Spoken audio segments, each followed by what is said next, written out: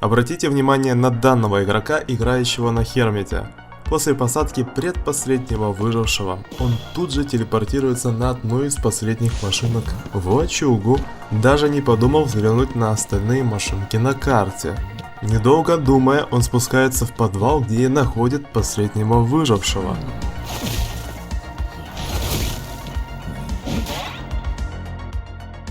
Ничего странного не находите? Тогда вот вам второй случай. Схожая ситуация, тот же игрок на Хермите все так же сажает предпоследнего выжившего на кресло, но на сей раз последнему удается завести последнюю машинку. Прекрасно понимая, что Хермит наверняка пойдет на ближайшие ворота, танцовщица решается обмануть охотника, обойдя его по краю карты в надежде уйти через люк. В это время Хермит проверяет как ворота, так и угол, где предполагаемо могла спрятаться танцовщица. Ничего не найдя, он возвращается через телепортацию к креслу, толком не осматривается и тут же начинает делать скачки в сторону последнего выжившего. Что на это скажете?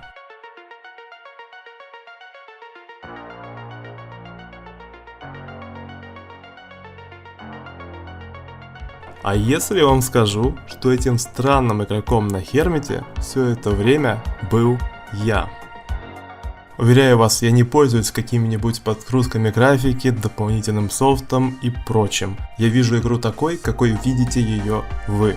Но в отличие от большинства, я пользуюсь подсказками разработчиков, данными ими еще на релизе игры, а именно воронами.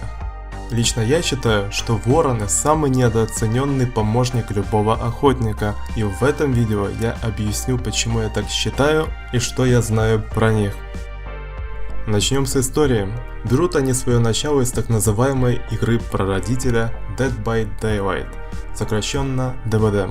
Именно в ней вороны стали помощниками охотника.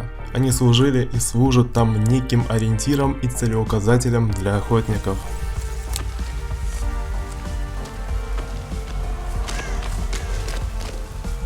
В DBD для них придуман ряд различных талантов как выжившим, так и охотникам. Выжившим, к примеру, чтобы они меньше пугались, а охотникам, чтобы они больше пригождались. В нашей игре все гораздо тривиальнее, то бишь проще. Как минимум из-за того, что у нас никаких дополнительных талантов для них не придумано. Но прежде чем я затрону их историю в нашей игре, мне бы хотелось продолжить их историю. Пожалуй, ни для кого уже не секрет, что наши разработчики поначалу сильно вдохновлялись DBD, некоторые разработчики которой и помогали разработчикам нашей игре в начале их пути. Большая часть копирок из DBD зачастую не несла что-нибудь необходимое для нашей игры. Вороны не были исключением, их можно было спокойно и не добавлять в связи с появлением более усовершенствованного для охотников таланта слух, который отлично работает и сильно выручает наших охотников и по сей день. Если в DBD ранее была норма длительность матча в 20 минут, то у нас эта норма еще с релиза была сокращена в 2 раза.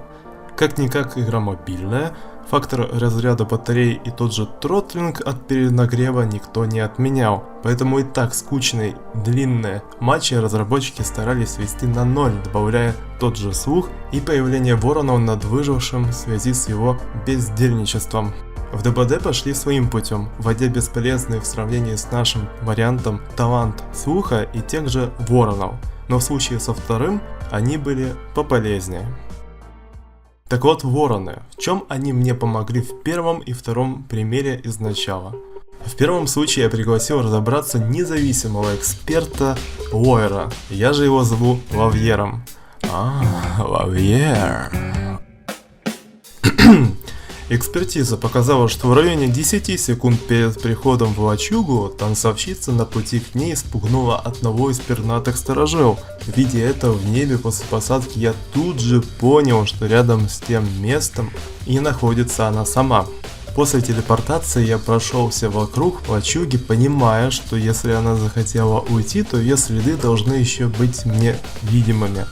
Следов я не обнаружил, как и кипиша одного из воронов, сидящего около одного из 3 проходов из лачуги.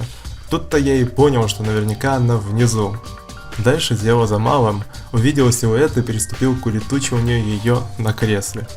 Второй случай. После телепортации я ориентировочно понимаю, куда она могла пойти, раз ее около ворот я тогда не встретил. Как раз таки в момент скачка я и увидел пернатый кипиш одного из воронов, а затем и второго ворона, указывающего прямо на нее. Да, как вы уже могли понять, вороны зачастую именно в таких ситуациях мне и пригождаются. Ведь главная прелесть воронов, они зачастую расположены очень удобно. А именно в скрытых местах ротации выживших, где разглядеть что-нибудь трудно, особенно в моменте нахождения выжившего за текстурой, полностью перекрывающей его силуэт. Здесь и приходит на выручку ворона, если быть точнее, их пернатый кипиш, который зачастую и выдает актуальную информацию в приблизительном месте нахождения выжившего. Длится пернатый кипиш около 18 секунд с момента начала переполоха, что дает понять более точное расположение выжившего, нежели тот же слух. И тут смотрите, в чем особенность воронов. Если у слуха есть четкое ограничение по метрам, то у воронов только лишь в дальности прорисовки. К сожалению, из карты в карту эта дальность прорисовки несколько колеблется в зависимости от сложности карты в плане множества различных подгружаемых текстурок на ней. В любом случае, воронов вы будете зачастую видеть на расстоянии 100-120 внутриигровых метров. И здесь мы, кстати, плавно перетекаем в минусы воронов. Минусы воронов. Первое я уже только что назвал. Неодинаковая видимость прорисовки их на разных картах. Второе. Высокое разрешение. Что имеется в виду? Желательно для хорошей видимости активности воронов вам будет необходимо иметь разрешение графики как не 1 к 1, так хотя бы 0,7 к 1. Сама же графика также должна быть в идеале высокой, из чего становится понятно, что далеко не все могут себе такое позволить, тем самым пернатый кипиш будет зачастую им не виден. Ну а тем, кому он и виден, зачастую сталкивается с банальной невнимательностью, которая является третьим минусом. Банально большинство игроков невнимательны, либо попросту не придают никакого значения тем самым воронам. Но и когда вы играете на мобильном устройстве, эта невнимательность подкрепляется еще тем, что экран вашего устройства маленький, где еще легче не придавать никакого значения воронам.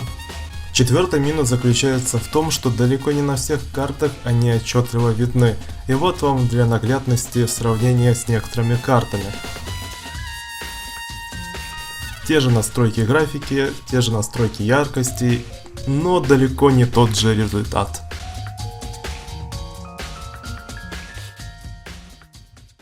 И еще немного важного в понимании темы воронов в нашей игре.